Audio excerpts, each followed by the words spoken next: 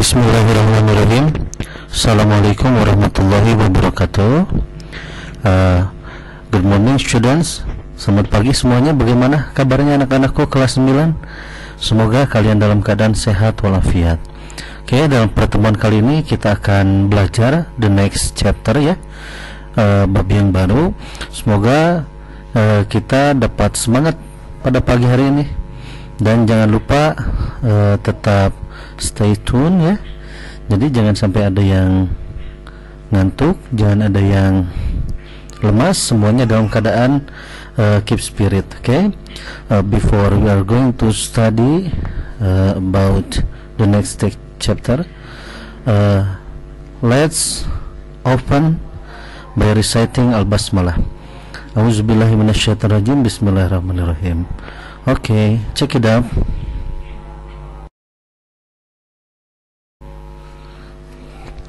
Okay, welcome students. Keep spirit ya, semangat. Silahkan kalian perhatikan, pay attention for the explanation about narrative text. Okay, keep spirit ya. Thank you. Oke, anak-anakku, perhatikan ya, baik-baik. Di sini kita akan belajar tentang narrative text. Jadi mungkin beberapa di antara kalian ada yang sudah tahu apa itu narrative text, tapi mungkin ada yang belum tahu sama sekali ya apa itu narrative text. Oke, sebelumnya di semester 1 kita belajar tentang prosedur text. Nah, sekarang kita akan belajar apa itu narrative text. Jadi what is narrative text? Apa itu narrative text? Narrative text is kind of a text to retell the story that past tense. Jadi narrative text itu adalah jenis suatu teks di mana menceritakan cerita yang sudah berlalu, that past tense. Jadi cerita yang sudah berlalu seperti cerita rakyat atau mungkin cerita mitos yang dulu kemudian diceritakan kembali saat ini. Nah, itu namanya narrative text. Jadi cerita yang sudah ada pada yang sudah kita tahu. Contohnya seperti Sangkuriang, kemudian Danau Toba dan yang lainnya. Nah, the purpose of the text is to entertain. Jadi tujuan dari teks ini dibuat untuk apa? To entertain or to amuse, yaitu untuk memberikan hiburan, memberikan rasa senang kepada siapa? The readers or listeners. Jadi kepada pembaca atau pendengar cerita tersebut, about the story, tentang cerita tersebut, apa yang ada di dalam cerita tersebut. Jadi narrative text itu apa tadi? Teks, jenis suatu teks yang diceritakan kembali tentang cerita masa lalu. Biasanya yang sudah terkenal ya ceritanya ya. Oke, selanjutnya kita akan membahas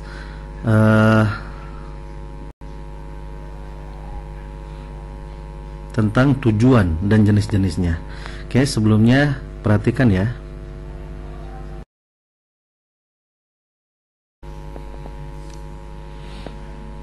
Oke, sebelumnya kita sudah membahas tentang apa itu narrative text. Nah, sekarang ada tujuan ya, purpose-nya ya. Jadi tujuan dari narrative text itu adalah untuk menghibur dan menarik minat pembaca dengan menyajikan cerita atau peristiwa yang memiliki masalah yang menimbulkan konflik. Dan pada akhir cerita ada resolusinya atau akhir yang bahagia atau bahkan menyedihkan. Contohnya seperti Sangkuriang, akhirnya apa? Sad ending ya, sedih gitu ya. Nah, itu adalah suatu teks untuk menghibur pembaca. Atau mungkin di kisah rakyat itu ada Sakadang Kuya, Sakadang Monyet, atau ada Kancil ya, kayak cerita Kancil, itu masuknya naratif teks. Jadi naratif teks itu jenisnya nanti akan kita bahas. Cuma yang harus kita garis bawahi, tujuan dari naratif teks itu apa? Untuk menghibur dan menarik minat pembaca dengan menyajikan cerita atau peristiwa yang memiliki masalah sehingga menimbulkan konflik, dan cerita itu ada resolusinya atau memiliki akhir yang bahagia atau menyedihkan.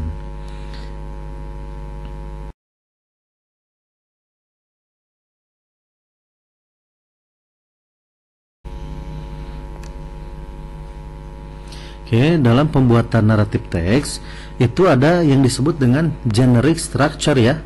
Jadi susunan umum dalam membuat naratif teks. Jadi ada paragraf 1, 2, 3. Jadi contohnya, misalnya dalam naratif teks itu ada 3 paragraf. Maka paragraf pertama isinya itu harus orientasi. Apa isi orientasi itu? Set adegannya, tempatnya di mana. Kemudian apa? Memperkenalkan para peserta. Siapa di dalam peserta itu? Contohnya seperti Danau Toba. Set adegannya di mana? Otomatis di Danau Toba pada saat itu atau daerah Toba. Kemudian memperkenalkan para pesertanya siapa, nama-namanya, atau misal dalam kisah Sangkuriang, Sangkuriang dan ibunya siapa namanya, Dayang Sumbi misalnya gitu ya. Nah, itu harus diceritakan di paragraf pertama, nama tempat, kemudian memperkenalkan para pesertanya atau tokoh dalam cerita tersebut. Kemudian di paragraf kedua itu ada komplikasi, ada krisis, ada konflik atau masalah muncul, apa masalah yang terjadi gitu ya. Nah, kemudian ada resolusi di paragraf ketiga. Resolusinya apa? Masalah tersebut teratasi, kemudian diceritakan apakah akhirnya itu lebih baik atau lebih buruk, atau happy ending atau sad ending. Jadi itu ya, kalian ingat kalau ada 3 paragraf misalnya, maka paragraf pertama itu orientasi, paragraf kedua komplikasi, paragraf ketiga itu resolusi. Oke, selanjutnya ada tipe-tipe dari naratif teks ya, atau jenisnya. Oke, perhatikan. Oke, jenis-jenis teks naratif itu di sini ada 6 ya. Yang pertama itu fable atau cerita yang menggambarkan tentang binatang. Jadi kalau ada cerita yang menggambarkan tentang binatang seperti kancil, kemudian apalagi yang tentang binatang itu, singa dengan tikus ya, maka itu naratif teks. Jenis yang pertama fable. Ada naratif teks itu jenis yang kedua itu legend atau cerita legenda. Isinya apa? Cerita rakyat yang menggambarkan bagaimana asal usul suatu tempat terjadi. Contohnya Tangkuban Perahu ya. Kenapa bisa terjadi Tangkuban Perahu itu? Danau Toba, Banyuwangi. Nah, itu kenapa bisa terjadi? Itu legenda. Maka disebut dengan naratif teks. Atau bisa dibilang naratif teks itu sebetulnya kejadiannya tidak pernah terjadi, atau hanya dongeng, hayalan gitu ya.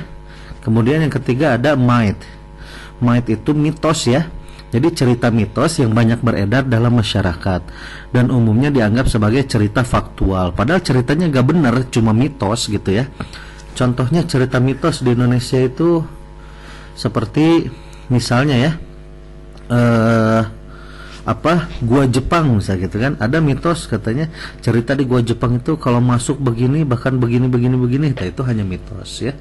Atau misalnya ketika kita ada Danau Toba, cerita mitosnya di Danau Toba itu bakal begini gitu ya, itu mitos. Kemudian yang keempat ada fairy tales atau dongeng. Nah, ini mah cerita rakyat yang biasanya disebut sebagai dongeng atau cerita anak-anak. Contohnya gitu ya, kayak Beauty and the Beast, Frozen. Nah, itu dongeng ya, beda ya kalau dongeng itu. Atau misalnya seperti Cinderella, itu dongeng, fairy tales. Kemudian jenis yang kelima ada folktale atau cerita rakyat, sebuah cerita yang diturunkan turun-temurun sehingga menjadi bagian dari tradisi suatu masyarakat. Apa contohnya cerita rakyat itu? Banyak ya. Itu di Indonesia apalagi cerita rakyat itu banyak. Berbeda dengan legenda ya. Kalau legenda itu mengisahkan asal-usul suatu tempat. Tapi kalau cerita rakyat itu, contohnya cerita rakyat itu kalau di Betawi itu ada si Pitung gitu ya. Kalau di ini cerita rakyat di Sunda itu ada Kabayan misalnya gitu ya. Nah, itu folktale.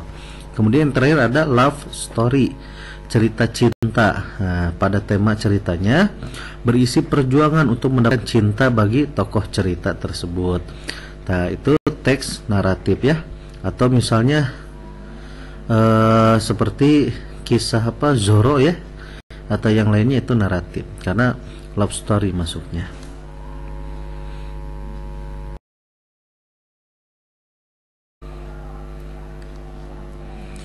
Oke, selanjutnya ada ciri-ciri redaksi naratif teks.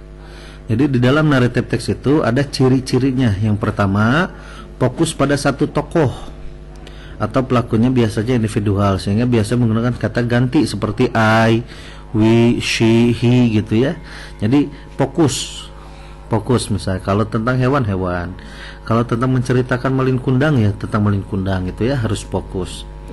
Kemudian paling sering menggunakan past tense. Jadi dalam naratif teks itu menggunakan verb to, kata kerja yang kedua ya. Nah, bukan kata kerja pertama atau kata kerja ketiga, tapi verb to. Kemudian terkadang menggunakan dialog untuk mengajak pembaca berimajinasi. Dan yang selanjutnya itu berurutan kronologisnya ya. Kayak tadi ada apa? Orientasi, kemudian ada konflikasi gitu ya.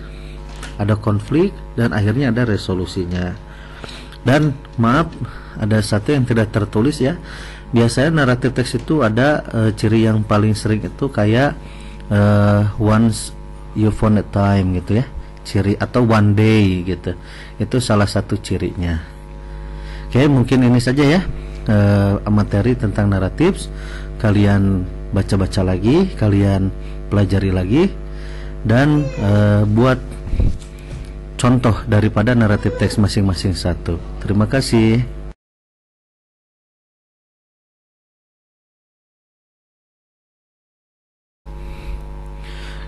Oke, students, that's all. Mungkin itu saja ya yang dapat Bapak jelaskan.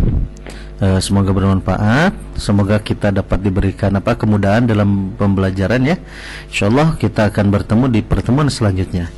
Thank you so much. See you later. Wassalamualaikum warahmatullahi wabarakatuh.